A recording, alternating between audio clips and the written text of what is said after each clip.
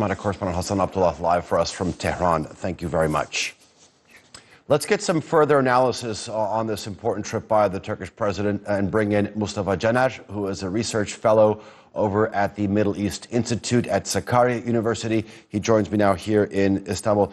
Good to see you. When we're listening to the two presidents' joint statement, the Iranian president had said, look, it doesn't matter who the terrorist group is, what their initials are, what their names are. Terrorism is terrorism, and it only harms the countries in the region.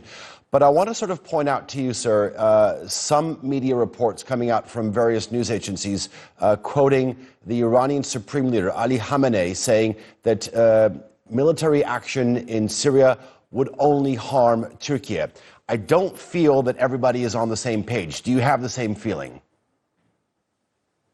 Yeah, it's quite normal when it comes to Iran, because Iran has a negative view of Turkey's possible operation into Syria. However, this is not unique to Syria.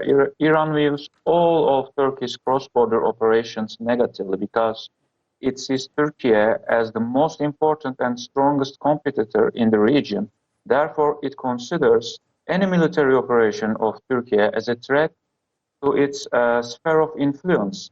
On the other hand, rhetorically, Iran also states that it understands Turkey's security concerns, and these concerns should be addressed.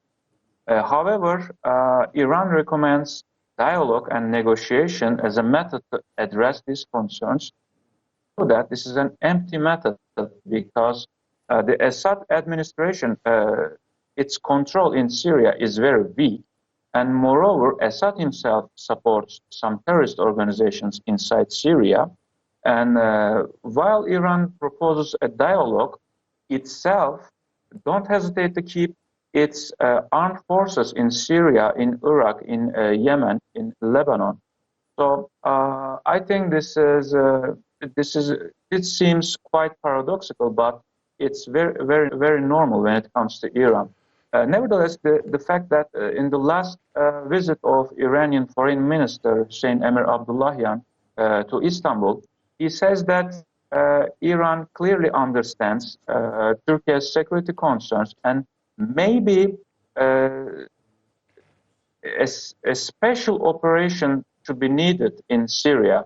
So I think the special operation could be carried out. This sentence shows that Iran is at a persuasive point. So, but today, as you said, we saw that Supreme Leader Khamenei said that a military operation inside Syria would pose a threat to Syrian territorial integrity and benefits terrorist elements. Mm-hmm. So, considering this statement, it's seen that Iran's stance is clearly negative. Mustafa, I don't have a lot of time with you. I want to ask you one final question. I understand your views on how Iran views Turkey's position in the region, but the fact of the matter is that Turkey has a unique position when it comes to relations with its neighbors as well as regional neighbors. I mean, despite Iran's position, Turkey has been against the imposition of unilateral sanctions against Iran, as well as sanctions against Russia, which is another country that is actually in Tehran to talk about the conflict in Syria, as well as the revival of the Astana peace process as well. Yeah, sure. And this point was reiterated by President Erdogan today. He said that Turkey has never been silent on unilateral sanctions against Iran, and Erdogan also emphasized that Turkey and Iran relations in all levels, in various aspects, should be boosted, fortified, and increased. So Turkey has always been against these sanctions, because these sanctions are not coming from United Nations or any other supranational, international organizations, but these are U.S.-owned sanctions. So U.S.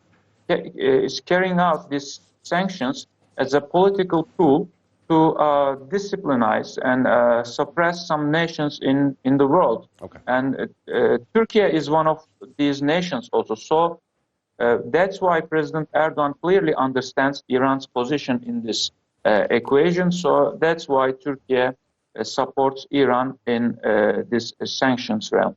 Mustafa Caner, pleasure talking to you. I do appreciate your analysis. Thank you very much. Thank you.